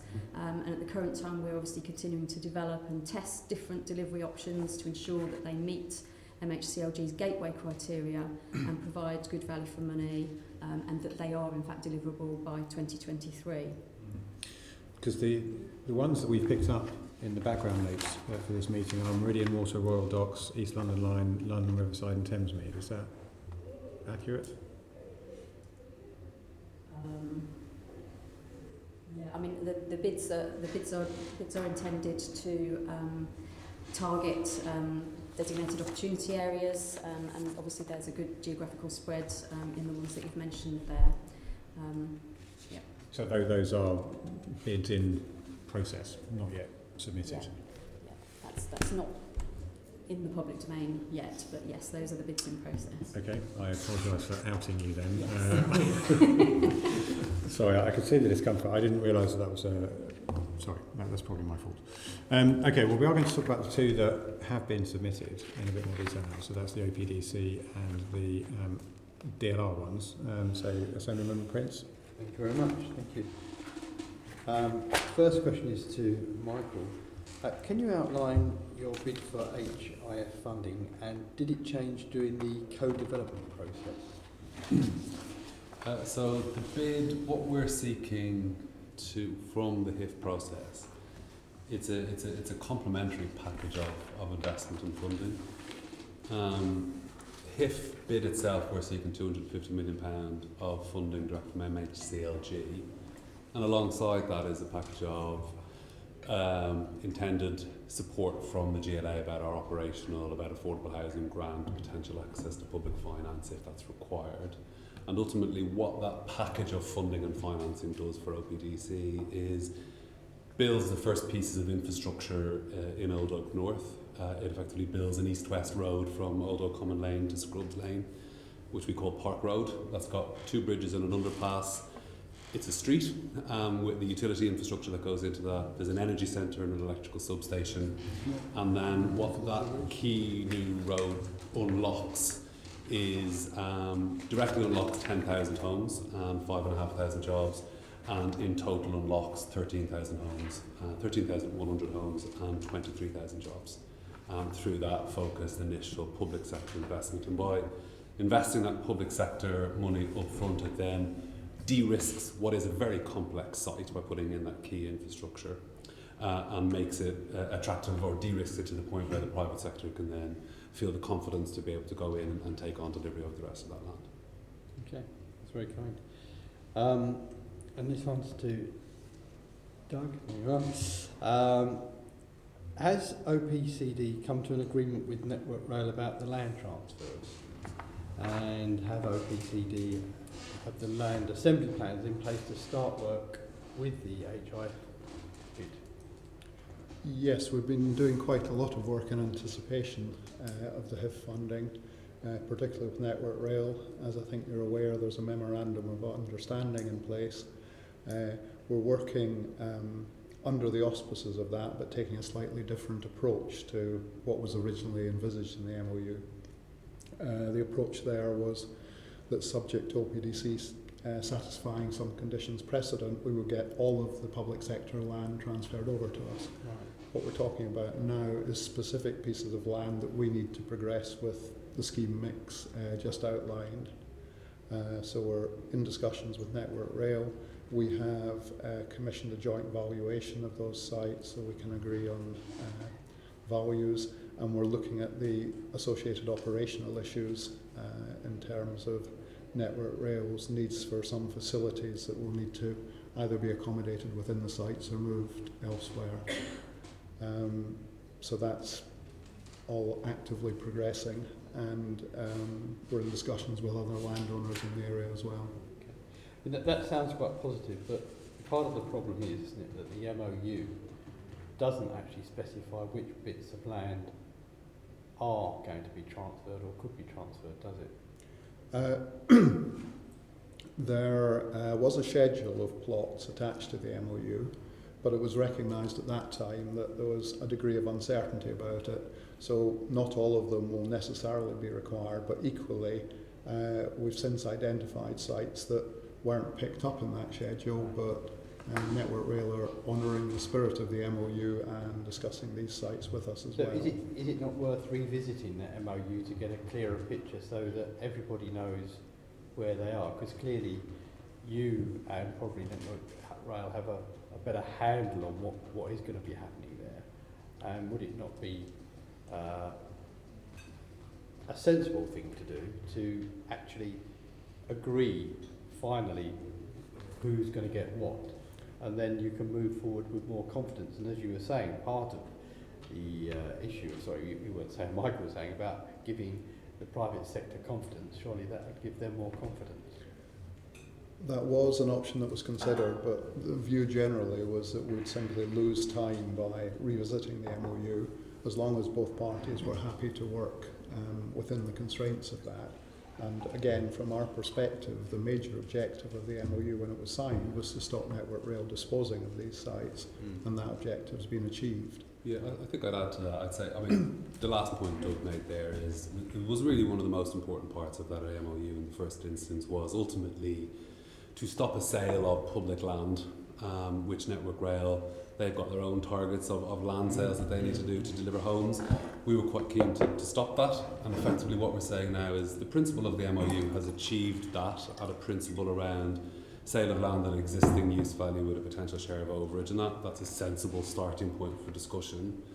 And what we're doing now is effectively saying, well, we've got a programme around Old Oak North, which is that 10,000 homes. Let's, rather than revisit everything, and some of that land won't even be available until post-2026 when High Speed 2 move off some of their sites. So our take is, actually let's get into the next level of detail, but let's focus that discussion on where we're focusing our resource, which is in trying to build those first 10,000 homes. So in many ways what we're doing is discussing how do we take that land forward and move it into delivery, and with that we're realising actually there's some original pieces of land that weren't in the MOU that now need to get captured in a new agreement. There's some of those original conditions which aren't quite fit for purpose. So we've moved on past the original MOU, and we're now at that point where we're looking to just get these deals done so that we can move on with delivery really at Old Oak North. Okay, thank you. All right, so this question now is for Michael and David. What contingency planning has the OPCD done in the event that the HIF award is much less than we bid for? And has the GLA been part of the contingency planning? Do you want to start with that, David? Would it be easier if I started, David? Yeah. So I think it is a very good question. We're a relatively small organisation in terms of kind of the resource that we have, and what we've done and what I've been very clear as chief exec is or interim chief exec I should say is actually I want our resource to be focused on putting forward the best business case that we possibly can. So within the limited, or within the budget that we have available to us, I've been very clear, that's what we need to spend our officer time, that's what we need to spend our revenue on, so that we've got MHCLG and Homes England both all agreeing, and GLA, this is the best bid forward. And I think that's what we've been prioritising. I think the majority of that work that we've done over the last 18 months on that leaves us in a really good position about what it is that we need to see to get delivery happening.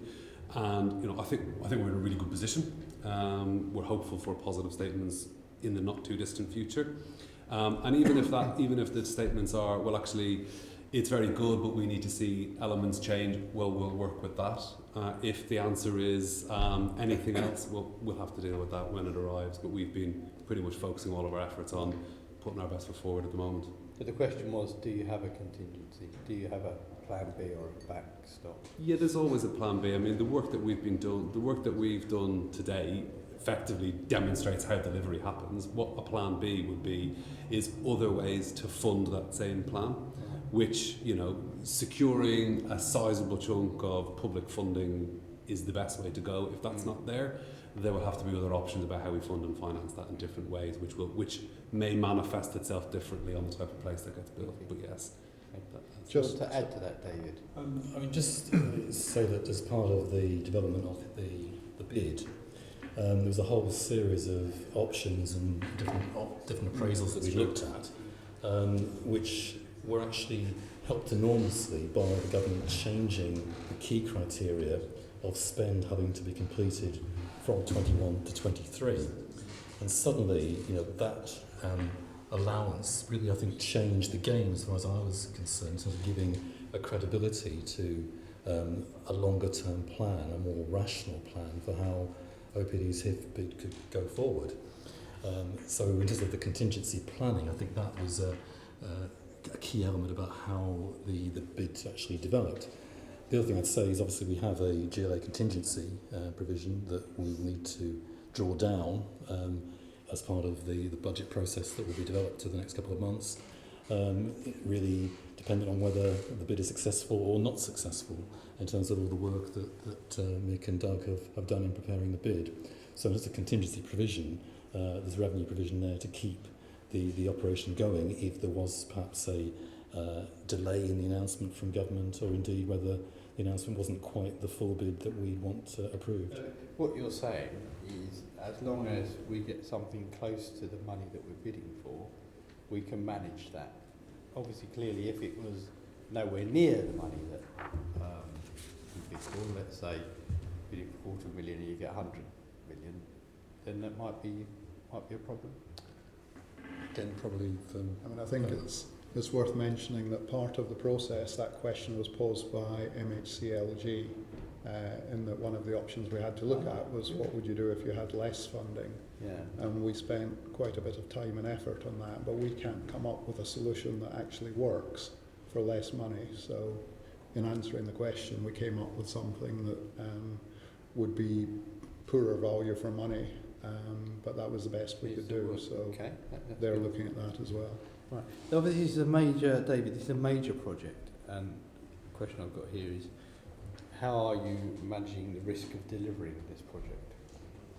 I mean, Mick and Doug, I want to say more about the contingencies and the optimism bias actually in the numbers in terms of ensuring that the bid is, you know, as good as it can be made. Just really interested in the GLA's part of this. Absolutely. So to come to that, I mean, clearly OPDC is a creature of the GLA. The risk of ultimately the cost overruns, slippage beyond the 23 deadline falls to the GLA. So what we have done initially as part of the preparation of the bid is look at the GLA's capacity to manage and contribute towards the successful HIF bid. And as part of the processes that we hope to put in place if the bid is successful, will be effectively a cap on the GLA's cash flow contribution. Essentially, what we're looking at is that at a later point, probably as late as 2022, for the GLA to then borrow a significant but relatively small sum of money to help the cash flow of OPDC. And what we need to do is ensure there are governance processes in place with OPDC to ensure that we can maintain that ceiling on the GLA's assumed borrowing. So will it be like a hands-on oversight of what's happening, or will there be a large element of trust? Will there be someone in the building here speaking to Michael on a regular basis, or you know? Yeah, very much so. I mean, I think Judith's obviously establishing a project group at a very high level to oversee the HIF bids more generally, but there will be, I would imagine, a fairly intensive and at key critical points, major dialogue around key decisions that would potentially ensure that OPDC are kept within that borrowing cap and ensure that the GLA's exposure and risk is then managed within that commitment that we've made. You see, we have a bit of concern because there are other major engineering projects where it seems the Mayor only finds out 2 days before that there's going to be lengthy delays. Indeed, I mean, obviously that's major issue, and we need to make sure the governance processes are ones that are appropriate. Are we learning from that particular Yeah, and I experience? think also learning from the experience of the Mayor's other MDC, LLDC, around how we set in processes that are appropriate. You know, it's not for GLA, the Mayor, to be running the detail of the operations, but in ensuring that at key intervention points, the GLA can ensure that its risk is managed. And the Mayor will be kept informed, will he? Indeed, I mean, there's a board that most people on this table actually sit around on OPDC. And is the Mayor on that board? Is the Mayor on that board? I'm on that board, as is also the Chief of Staff. Right. And that's a regular meeting that we have with Nick and Doug and the chair of OPDC this piece around ensuring that these issues are taken forward. And I'm envisaging that would obviously continue, but I think we'd obviously need to set in additional governance structures as and when we know the detail of the HIF approval. Okay, thank you very much. It's very helpful. Okay, moving on to the second bid that has gone in, and that's the DLR, that Assemblyman Duval. This is for Martin. Can you outline the DLR bid for this funding, and what will it help TfL and the GLA to deliver? Okay, so the main objective of the Docklands Light Railway bid is to accommodate the planned level of growth identified within both Newham and Tower Hamlets. And it does that by increasing the capacity of the DLR. So it's got 4 key components. There's the purchase of 14 new trains, which are above the business plan base order. There's a remodelling of Beckton Depot to accommodate those trains. There's a new station at Thameside West, which unlocks the full potential of the GLA-owned site there. And there's also a TfL commercial development opportunity at Poplar as well. We'll walk in the corridor behind. And just tell us about Thameside West. Is that on the Beckton line or the City Airport line? It's on the City Airport line. Okay, it's a line I'm familiar with. How do you accommodate that station in there when there's, I presume that's opposite Silvertown Quays? Yes, so it's just south of the Canning Town station. So there's a gap in the line between the stations there, where there's a major development site with potential for up to 6,000 units at Thameside West. So a new station there would help to unlock the full viability of that site and the full density of that site.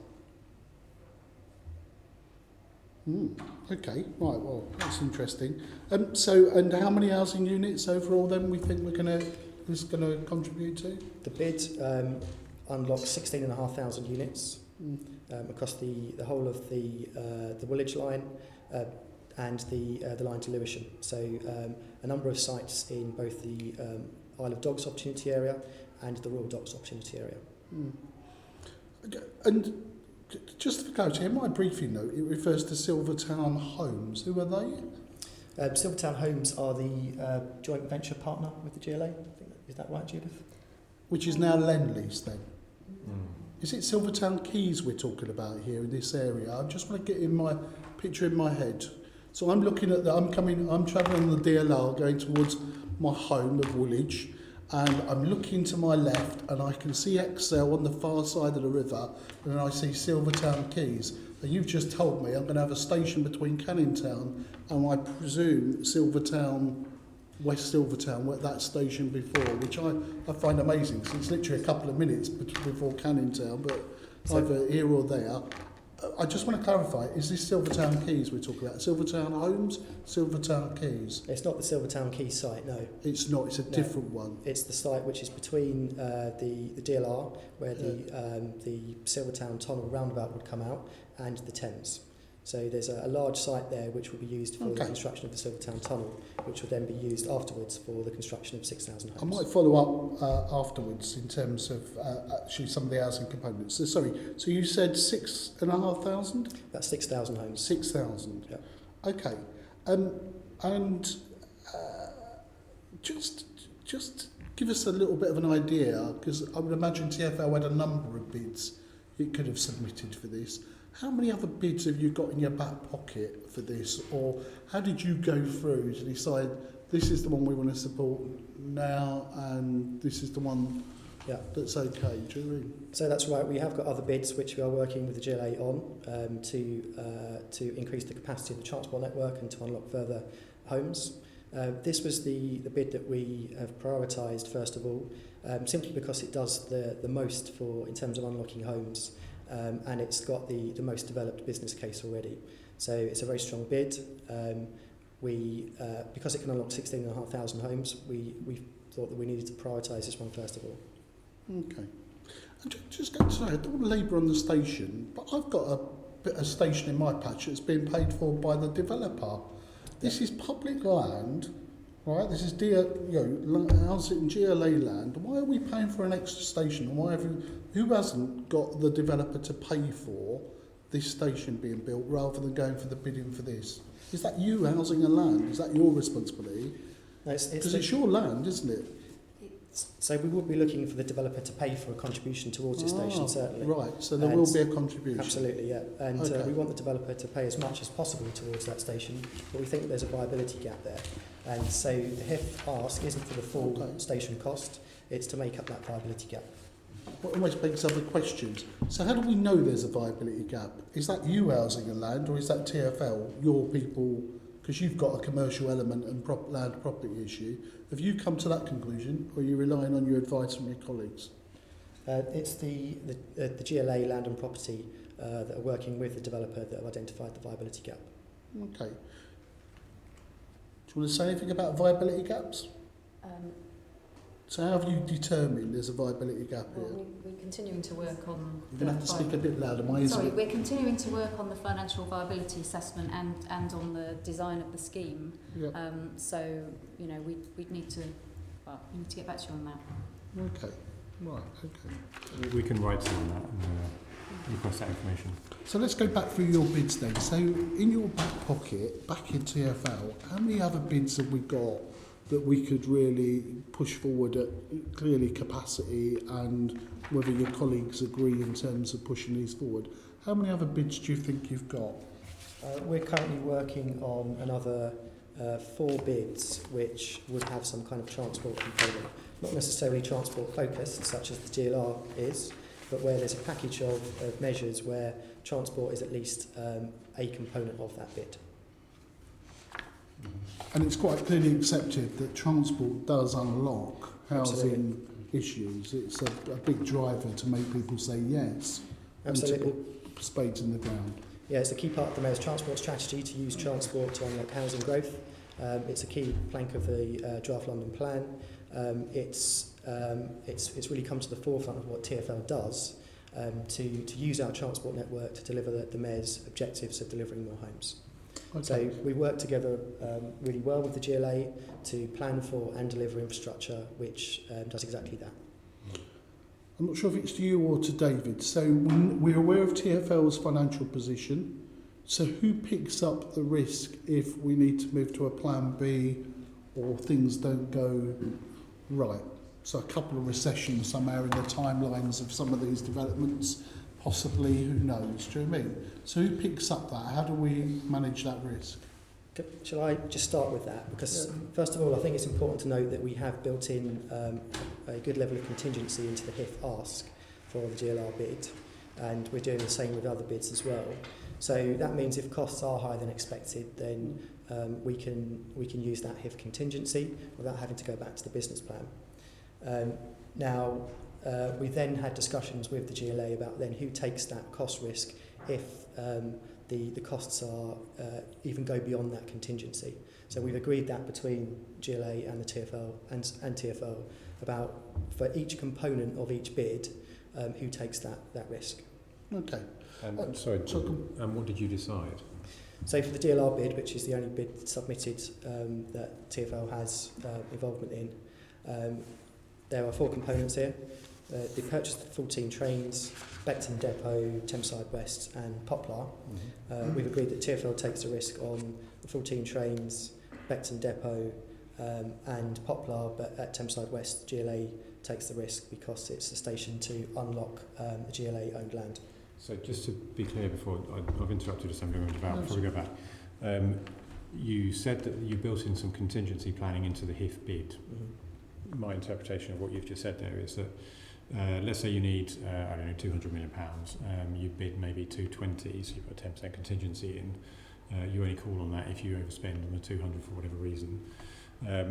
And then what you've just said on top of that is if it goes beyond the 220, then the GLA may need to step in and backfill whatever you need. So have I interpreted you correctly? That's correct for Thameside West Station. Okay, so and just to be clear, it's very important, it would be only for the Thameside West Station if yes. there were to be overspend or slippage and the other three on transport elements, then that's for TfL to handle. that's fine. What's the level of contingency? Is it a set percentage or is it case by case? It depends on the element. At Beckton Depot, it's 40%, which 40% contingency? Yep. Okay. For the purchase of the 14 trains, because we've got a reasonable level of certainty about how much we think they're going to cost, we've spoken to suppliers, etc. We have got some contingency, and now we've put an extra 10 million onto that ask. But what's that as a percentage of the bid? So that's 10%. On the 14 trains. But what we've said there is that to manage that risk, if we do get back bids from suppliers where it goes beyond what we have estimated, including the contingency, then we would simply put a cost ceiling on that and we'll buy less trains. So we're not going to take the additional cost risk, we simply buy less trains to manage that. Okay, thank you. Sorry. It's interesting the breakdown, who takes what risk. So I presume GLA Land and Housing wanted the station after you tested whatever you test to see what the issues, not TfL asked for the station. I mean, it's also one of the So original proposals was you that, wanted the station. well, not me personally, but the where we were was that as part of the development of HIF bids, we were seriously contemplating that the Thameside station would actually be in a Royal Docks submission, because actually it would better fit with that particular bid. So from that point of view, we were always thinking, well, actually it would be for the GLA ultimately to underwrite. But clearly, I mean, it's just what we did was look at, well, who can best handle the risk, manage the risk, and from who should be accountable as well. And for this purposes, Housing and Land were clearly the better party than TfL to take the risk. What I would say is that out of the overall DLR bid, the risk on the Thameside West Station is relatively minor. It's a relatively minor component of, in terms of the numbers of the overall bid. But who else? And so how does, because it's a planning application that will eventually go to the borough with the developer, is the borough clued up to say, well, actually part of whatever the negotiations are, this is one of them, the first line of your ask of the developer is this station cost? Yeah, presumably, it works like that? The borough have put a requirement on a station being at the site before development can come forward. The borough want a station there simply because if you were to develop that site as it is, without the good public transport access to the DLR, it would probably come forward at a lower density. The viability of the site would be lower, and people might be more likely to use other modes than public transport, which the borough and TfL clearly don't want. So it makes sense to put a station there to bring forward the full potential of the site. It's both the borough ask. I think you need to all ride on the DLR, then come back and justify that. I think in terms of capacity and density, in terms of London plan, there's the issues of density. You can do what you like on there, quite frankly. I mean, it'll get there. I think the issue of the line is quite interesting in terms of, I take that, but just knowing that line very well, you just have to question it. This is a subsidy to the developer. This is not enabling. This is a subsidy to the developer in terms of selling their homes. Is this good value for money is a question that we need to ask ourselves, not about traditional way of thinking. I don't mind giving a subsidy to a developer in terms of the return, but they're going to build the nature of that part of town, they're going to build their homes. The question is, does the DLR infrastructure do it? But let's just turn to another issue. So this is a vested interest. We declare this issue in future issues. So we think transport does open up issues. So in terms of some of your future thinking, you've got Thamesmead down here. Is that a housing and land issue, or is that a transport-driven issue? It's not in the public domain, isn't it? It's not in the public domain. Well, no. I won't ask. I was trying to tease that one out earlier. Sorry. All right. I'll. It's not a transport infrastructure bid. Well, the question then for us two is why not? Because if it's about opening up at sites that are deficient and needs to take the capacity, never mind density, then we need to cross the river at some. If we're not going to do it Shall I rephrase it in a way that you might be able to answer? Yeah. Is there scope in the future to look at a bid that might involve extending a transport link across the river at Thamesmead? The Mayor did declare that in his transport strategy he wanted to extend the DLR into Thamesmead. Not talking about any bids that might not be in the public domain. Is there scope for that going forward? So TfL and the Mayor are obviously very supportive of a link over the Thames to Thamesmead to open up the development potential there. It would potentially be a good HIF bid. The only reason it wasn't was because we can't spend the money before 2023, and that is a requirement of the HIF funding. You have to spend it before 2023. Exactly. If there is a further round of HIF funding, and of course we would like there to be, then that is a type of scheme which we would bid for HIF funding for. Okay, that gives us an idea about priorities and about intentions. I might ask to come and see you then about extending it beyond just Thamesmead. Just a little bit of a spur, because then you can take in both of our constituencies with which we have them in. Sorry, Karren. Okay, no, that's fine. I'm the end of it. Thank you very much for the way you answered the questions. Thank you. Okay. So the next one is to Judith and David. I don't know who would prefer to answer this first, but is there a London-wide strategic approach to bidding for HIF funding? I think, actually, Judith, you hinted earlier on that there probably was, because you talked about the range and the geographic range of the bidding. Yeah, so when the funding was announced in July 2017, we set up a high-level project board to oversee and advise on the selection, development and prioritisation of the schemes, particularly for forward funding, but also to oversee the GLA's prioritisation of the MVF bids. It was chaired by the Executive Director of Housing and Lands jointly with the Executive Director of Enterprise Environment, and it included officers from both of those directorates as well as representatives from TfL and London councils, and the FF bids were screened by the project board using the assessment criteria which had been set by MHCLG, and those were strategic fit, value for money and deliverability. So what we did was we circulated a call for schemes to boroughs, to all of our functional bodies, and also internally within the GLA, and that resulted in a very long list of projects. And they were initially prioritised based on their strategic fit, and we took a view that we would take a strong focus on the emerging opportunity areas, such as Old Oak, which with the right investment would be capable of providing setting up a long-term pipeline of housing delivery.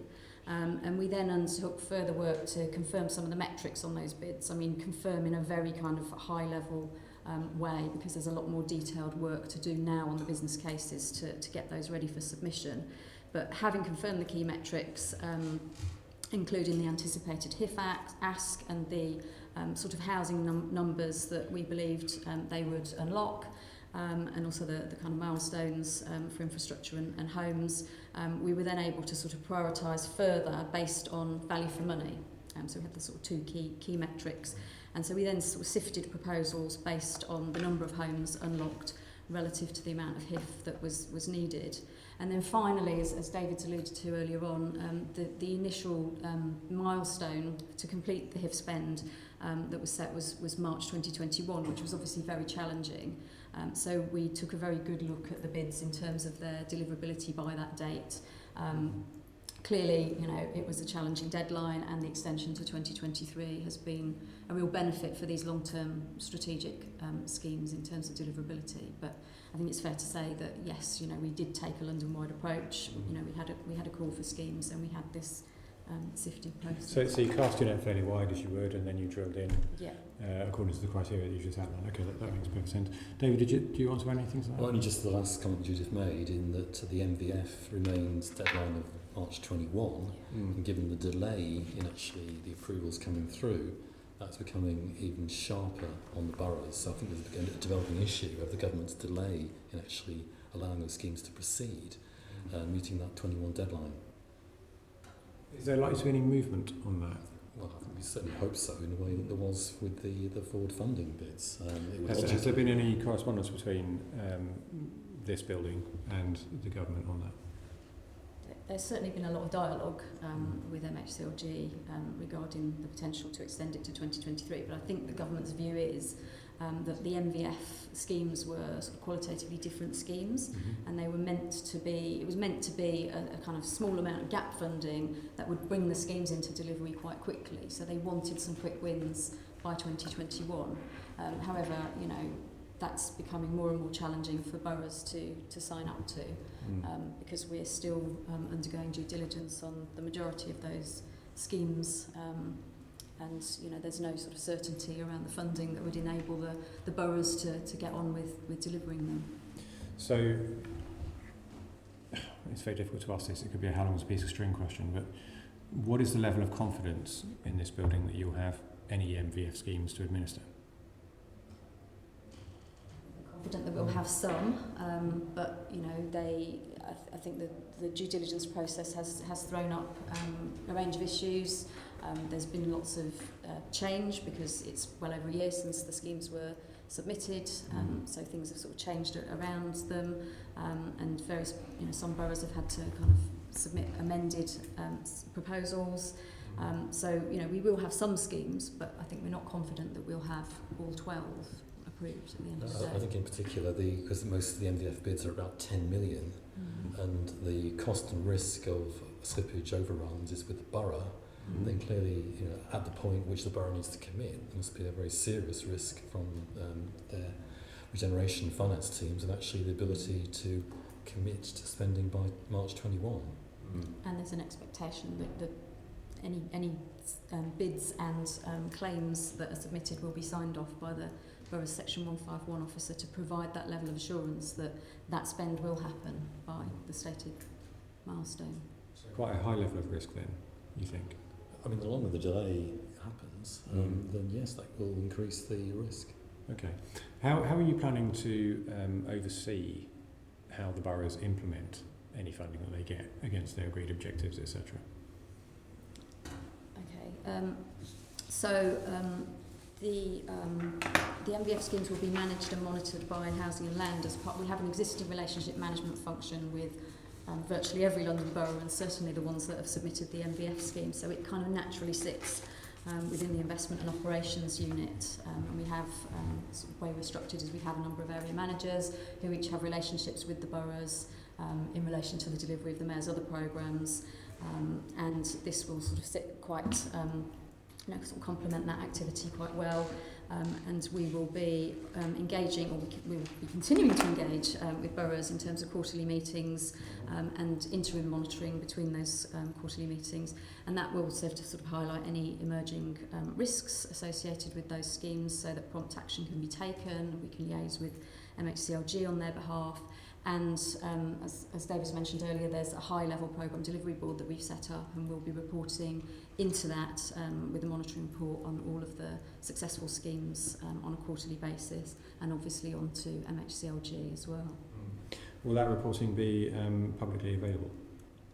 Can we see it? It wouldn't normally be publicly available, no. Is it confidential? I think it probably was. Okay. We might do some behind-the-scenes investigating on that. Does receipt of the MVF or forward funding have any... I mean, the Mayor has other funding streams available to all the boroughs can bid for. The latest ones being the building council homes for Londoners and the affordable homes line that he has. Does bidding for MVF funding is that contingent? Are they linked in any way? I think some of the individual schemes may have linkages with other funding streams, but there's no sort of strategic link other than that they're seeking to achieve similar objectives, which is around unlocking housing delivery and increasing the delivery of affordable housing. Okay. And on the MVF funding, what are the key dates? I mean, obviously I heard what you said about 2021 being the date they have to spend it by. What's the key dates determining when there will be any grants of funding? At the moment, there isn't, no deadlines have been set at the current time. We're expecting that to happen at some point. So. Well, yes, I obviously, I suppose, but to spend it by 2021, you don't just get the money and spend it. You don't pop down to the shops and spend it. Obviously, there's got to be a lot of planning. And so I suppose I'm asking you, what is the cut-off date realistically for any meaningful award to be given that has any realistic prospects of actually being spent and homes being delivered for it? I would think realistically, they need funding confirmation by the end of this financial year. Okay, so by the end of March.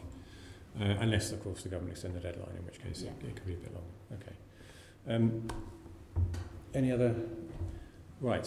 Thank you. Just one question, sorry. Certainly. Looking at, we have a table on the back of our briefing notes on the marginal viability fund, and it lists a number of boroughs, but I noticed there are none. It's got Barnet, Brent, Camden, Croydon, Ealing, Hackney, Harrow, Lambeth, Lewisham and Lewisham. I've got nothing against any of those boroughs, but there doesn't seem to be anything in East London. I'm not just talking specifically about my two boroughs, but our good neighbours. East London will be quite a strong geographical focus for the forward funding schemes because there are sort of larger strategic sites within East London. Obviously the call for bids was issued by MHCLG and there was quite a wide response from boroughs, but these are the bids that came through the assessment process based on the same criteria that I outlined for the FF. So is this conditional on the borough making the bid? I don't sit on housing, so the boroughs have made these bids and you've helped them, or how does it work? Essentially, it was a call for bids by MHCLG. We made boroughs aware of it as part of our relationship with the boroughs, and boroughs made a decision about whether or not to submit a scheme, depending on what opportunities there were. So just playing with you then, do you not have a good relationship in East London? I'm sure we have an excellent relationship with boroughs in East London. All joking aside, it would look better if it was spread around the whole of London rather than... But this is not my choice, this is the government's choice. So perhaps I should have a conversation with some of my boroughs. Maybe they didn't get in quick enough, maybe, or are you aware of there being any problem? I can't remember what the geographical spread was of the bids that were actually submitted. Yeah. Offline, could we have a chat about that offline then, just to see if there's a way that I can help my borough in the future? Yeah. We can do, yeah. Okay, thank you. Would you like to arrange a meeting offline or something? Pardon? Perhaps you could arrange a meeting offline with Judith? Yeah. Or we could cover it in, if you're happy disclosing that information in writing, we can cover that in the wash-up letters that follow this. I think a meeting would be useful there, actually. Okay. If you get your people to talk to Judith's people, I'm sure you can sort it out. One quick question from Martin, actually, before we go. It's a tidying up question, and it goes back to the DLR bid, which you described very energetically as a very good bid. If it is as strong as it appears to be, why is it not in TfL's business plan? Why would you have to rely on HIF funding to make it happen? Well, you'll be aware of the constraints of TfL's business plan. We are funding a replacement order of 43 trains already for the DLR. So this is on top of that. It maximises the opportunity that we have from replacing the rolling stock, the 43 trains in the base order. We're able to use the HIF money to make the most of that, essentially. But as you're aware, there are other pressures to fund other schemes across London, which is why it hasn't made it through into this business plan. Okay, all right, well, I think that's fair enough. We have reached the end of our planned session. Can I thank all of you for your attendance and for your answers, and for waiting as patiently as you did while we were all busy talking about football. Members, can we note the reports in today's discussion? Item 8 is the quarterly monitoring reports, which are in the pack. Can we note them? Thank you. Item 9 is the Mayor's decision list. Can we note the decision list from the period of 8th of June to 30th of August? And are there any issues that we'd like to refer to the Budget and Performance Committee for detailed consideration? Yes and no, I think is probably the answer to that question. Payments over £250. Can we note the report detailing those? The date of the next meeting is the 20th of March 2019 at 2 o'clock in Committee Room 5. There is no any other urgent business, so I declare the meeting closed. Thank you very much. I didn't realise you were both flying solo for a second.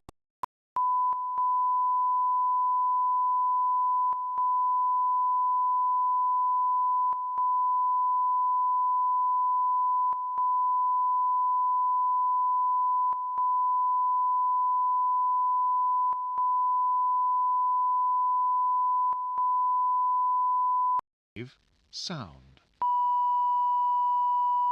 GLA, Committee Room 5, sound. GLA, Committee Room 5, sound. GLA, Committee Room 5,